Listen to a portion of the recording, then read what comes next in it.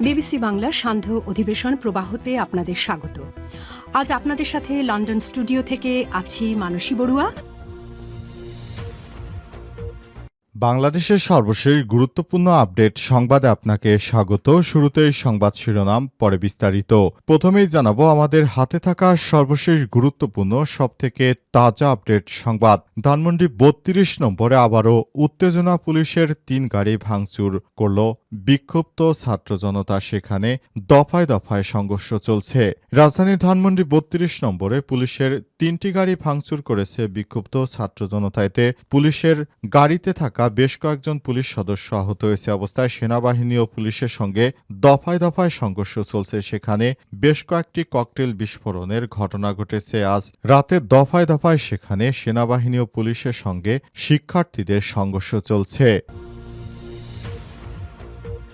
এরপর জানাবো রাজধানীর গাজীপুরের টঙ্গীতে ফ্লাইওভারের উপর থেকে ককটেল হামলা। গাজীপুরের টঙ্গী স্টেশন রোড এলাকায় ফ্লাইওভারের উপর থেকে ককটেল নিক্ষেপের ঘটনা ঘটেছে। এতে কেউ হতাহত না হলেও এলাকায় আতঙ্ক ছড়িয়েছে আওয়ামী লীগ। আজ রাত 10টার দিকে এই ঘটনা ঘটায় সন্ত্রাসীরা। প্রত্যক্ষদর্শীরা বিষয়টি নিশ্চিত করেছেন। এদিকে দুই প্রক্রিয়ায় ভারতকে চিঠি পাঠাবে বাংলাদেশ। হাসিনাকে ফেরত পাঠাতে ভারতকে চিঠি দেবে বাংলাদেশ। দুই প্রক্রিয়ায় এই চিঠি দেয়া হবে বলে জানিয়েছেন পররাষ্ট্র উপদেষ্টা তৌহিদ হোসেন। আজ বিবিসির এক প্রতিবেদনে এই তথ্য নিশ্চিত করা হয়েছে। প্রতিবেদনে বলা হয়েছে, মানবতাবিরোধী অপরাধের মামলায় দণ্ডপ্রাপ্ত বাংলাদেশের ক্ষমতাচ্যুত প্রধানমন্ত্রী শেখ হাসিনা এবং সাবেক স্বরাষ্ট্রমন্ত্রী আসাদুজ্জামান খান কামালকে দেশে ফেরত পাঠাতে ভারত সরকারের কাছে আবারও চিঠি পাঠাবে বাংলাদেশ। দুই প্রক্রিয়ায় এই চিঠি পাঠানো হবে।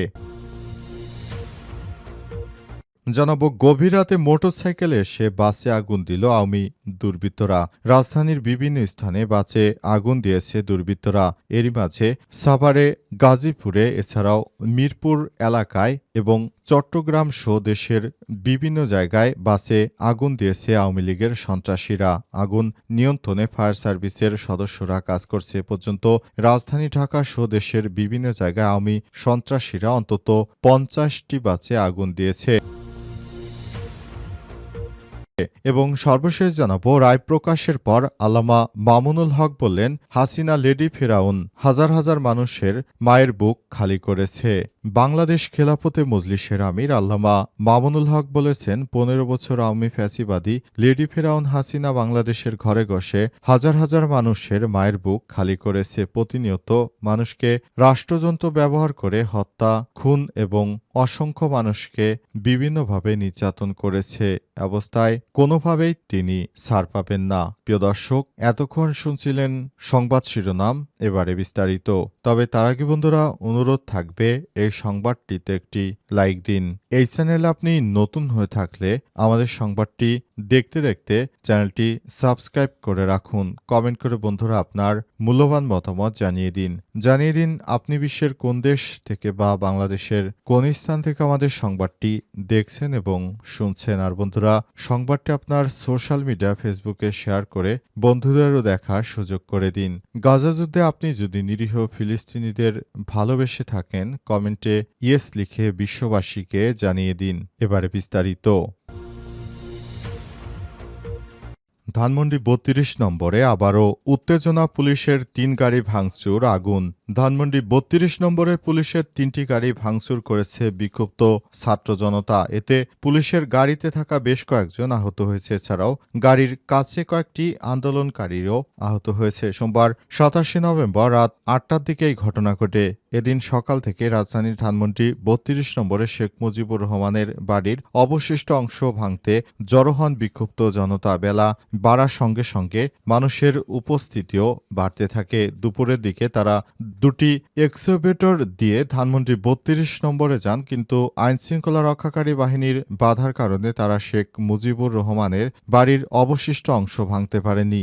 বাধার কারণে দুপুর ১টা থেকে সন্ধ্যা পর্যন্ত দফায় দফায় কলাবাগান, শুক্রাবাদ ও পান্থপথ রোডে স্কয়ার হাসপাতাল এলাকায় সেনাবাহিনীর সঙ্গে ছাত্র জনতার সংঘর্ষের ঘটনা ঘটে। সরেজমিনে গিয়ে দেখা গেছে পুলিশ বক্সের সামনে বিক্ষোভকারীরা অবস্থান নিয়েছেন। অবস্থায় পুলিশ তাদের ধাওয়া দেওয়ার চেষ্টা করলে তারা উল্টো পুলিশকে আবার ধাওয়া দেয়। এভাবে চলছিল এবং পুরো এলাকায় আতঙ্ক ছড়িয়ে পড়েছে। শিক্ষার্থীরা জানিয়েছে তারা কোনোভাবেই ঘরে ফিরতে পারবে না, কারণ যতক্ষণ পর্যন্ত তারা খুনি হাসিনার এই বাড়িটি না ভাঙবে, কারণ দেশ জুড়ে এখনও নাশকতা অব্যাহত রেখেছে এই খুনি হাসিনা। সুতরাং সেখান থেকে যতক্ষণ পর্যন্ত এদেরকে সরাতে না পারবে ততক্ষণ পর্যন্ত এখানে শিক্ষার্থী অর্থাৎ ছাত্র জনতা অবস্থান নিয়ে এটি ভাঙচুর চালিয়ে যাবে। টঙ্গীতে ফ্লাইওভারের উপর থেকে ককটেল নিক্ষেপ। গাজীপুরে টঙ্গী স্টেশন রোড এলাকায় ফ্লাইওভারের উপর থেকে ককটেল নিক্ষেপের ঘটনা ঘটিয়েছে নিষিদ্ধ সংগঠন আওয়ামী লীগের সন্ত্রাসীরা। তারা শেখ হাসিনা রায় শোনার পর থেকেই দেশের অভ্যন্তরে বিভিন্ন জায়গায় তারা নাশকতা আরও বাড়িয়ে দিয়েছে। অবস্থায় পুরো বাংলাদেশে তারা বিভিন্ন জায়গায় নাশকতা, গাড়িতে আগুন, ভাঙচুর সহ সড়ক অবরোধ সহ বিভিন্ন কর্মকাণ্ড করছে। তারা রাজধানীতে বিভিন্ন জায়গায় জায়গায় এই ধরনের কর্মকাণ্ড পরিচালিত করছে। এদের বিরুদ্ধে দেশের মানুষ সোচ্চার। আওয়ামী দুর্বৃত্ত সন্ত্রাসীদের বিরুদ্ধে সর্বোচ্চ সতর্ক অবস্থানে রয়েছে পুলিশের সদস্যরা। পুলিশের পক্ষ থেকে জানানো হয়েছে এখানে প্রতিনিয়ত মানুষের মধ্যে নানা ধরনের সমস্যা তৈরি করার জন্য আওয়ামী দুর্বৃত্তরা নানাভাবে ষড়যন্ত্র করছে। তাদের সর্বোচ্চ সাজা দেয়া হবে, যাতে করে আর দেশের অভ্যন্তরে তারা এমন কোনো কর্মকাণ্ড পরিচালিত করতে না পারে যেন দেশের অভ্যন্তরে আর কোনো সমস্যা তৈরি করতে না পারে। সেজন্য সর্বদা সচেষ্ট থাকতে হবে। অন্তর্বর্তীকালীন সরকারকে বিভিন্ন রাজনৈতিক দলের পক্ষ থেকে বলা হয়েছে আপনি আইন শৃঙ্খলা রক্ষার জন্য আরও কঠোর অবস্থানে যান, তা না হলে দেশের মধ্যে বড় ধরনের নাশকতার ছক যে আওয়ামী লীগ করছে এটি যাবে না। এজন্য অন্তর্বর্তীকালীন সরকারের প্রধান উপদেষ্টা প্রফেসর ড. মোহাম্মদ ইউনূসও সেভাবে এগিয়ে যাচ্ছেন। দুই প্রক্রিয়ায় ভারতকে চিঠি পাঠাবে বাংলাদেশ। হাসিনাকে ফেরত আনতে ভারতকে অনুরোধ করবে বাংলাদেশ। ভারতকে চিঠি দেবে বাংলাদেশ। দুটি প্রক্রিয়ায় এই চিঠি দেওয়া হবে বলে জানিয়েছে পররাষ্ট্র উপদেষ্টা তৌহিদ হোসেন। আজ বিবিসির এক প্রতিবেদনে এই তথ্য জানানো হয়েছে। প্রতিবেদনে বলা হয়েছে মানবতাবিরোধী অপরাধের মামলায় দণ্ডপ্রাপ্ত বাংলাদেশের ক্ষমতাচ্যুত প্রধানমন্ত্রী শেখ হাসিনা এবং সাবেক স্বরাষ্ট্রমন্ত্রী আসাদুজ্জামান খানকে দেশে ফেরত পাঠাতে ভারত সরকারের কাছে আরও চিঠি পাঠাবে বাংলাদেশ। দুই প্রক্রিয়ায় এই চিঠি পাঠানো হবে। পররাষ্ট্র উপদেষ্টা বলেছেন তাদেরকে ফেরত আনতে হবে, কেননা কোর্ট তাদের শাস্তি দিয়েছে, সেজন্য আমরা ভারতকে অফিসিয়ালি জানাবো। তিনি আরও বলেন চিঠি পাঠানো দুটি প্রক্রিয়া রয়েছে। একটি অফিসিয়াল নোটের মাধ্যমে যাবে, এটা স্থানীয়ভাবে তাদের মিশনকে হ্যান্ডওভার করা যায়, অথবা আমাদের মিশন তাদের পররাষ্ট্র মন্ত্রণালয়কে হ্যান্ডওভার করতে পারে। আমরা দুটোই করতে পারি। যেন শেখ হাসিনাকে দ্রুততম সময়ের মধ্যে পাঠানো যায় সে ব্যাপারে আমরা সর্বদা সচেষ্ট থাকব। অন্তর্বর্তীকালীন সরকারের প্রধান উপদেষ্টা যেভাবে দায়িত্ব পালন করছেন আমরা চাই সেটি যেন খুবই সুন্দরভাবে দেশটাকে পরিচালনা করতে পারেন। আগামীতে তিনি যেন একটি সুষ্ঠু ও সুন্দর নির্বাচন দিতে পারেন, সেজন্য আমরা সর্বদা বদ্ধপরিকর। অন্তর্বর্তীকালীন সরকারের প্রধান উপদেষ্টা ঠিক একইভাবে দেশ পরিচালনার চেষ্টা করছেন, তবে আওয়ামী দুর্বৃত্তদের কারণে তিনি বিভিন্নভাবে বাধাগ্রস্ত হচ্ছেন। তবে জামাত, এনসিপি সহ রাজনৈতিক দলগুলো সরকারকে সর্বোত্তক সহযোগিতা করছে, যাতে করে দেশের অভ্যন্তরে কোনো ধরনের সমস্যা তৈরি না করতে পারে এই ফ্যাসিস্ট পালিয়ে যা স্বৈরাচারী সরকার। সেই প্রচেষ্টা চালিয়ে যাচ্ছে সরকার, তবে সরকার বিভিন্নভাবে ব্যর্থতার বিষয়টি সামনে আনছেন। এতে দেশের মানুষও ক্ষুব্ধ হচ্ছে, কারণ সবাই হাসিনার ফাঁসি চেয়েছিল। গভীর রাতে মোটরসাইকেলে এসে বাসে আগুন। চট্টগ্রাম সড়কের পাশে রাখা সিটি গার্ডেনের একটি বাসে আগুন দিয়েছে আওয়ামী লীগের দুর্বৃত্তরা। এছাড়াও চট্টগ্রামে বিদেশি পিস্তলসহ দুই আওয়ামী দুষ্কৃতকারীকে আটক করেছে পুলিশের সদস্যরা। এই ঘটনায় এলাকায় থমথমে অবস্থা বিরাজ করছে। পাশাপাশি রাজধানীর দুই স্থানে ককটেল বিস্ফোরণের ঘটনা ঘটিয়েছে আওয়ামী দুর্বৃত্তরা। যুবদলের এক নেতাকে বহিষ্কার করা হয়েছে। বিএনপি ক্ষমতায় গেলে সবকিছু তারা ঠিক করে ফেলবে বলে বলছে।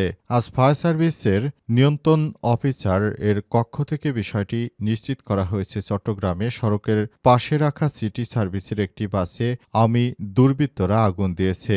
এতে ফায়ার সার্ভিসের কর্মীরা ওই স্থানে গিয়ে আগুন নেভায়, তবে ততক্ষণে বাসের বেশ অনেক অংশ পুড়ে গেছে। পুরো ঘটনাটি ঘটার পর এলাকায় থমথমে অবস্থা বিরাজ করছে।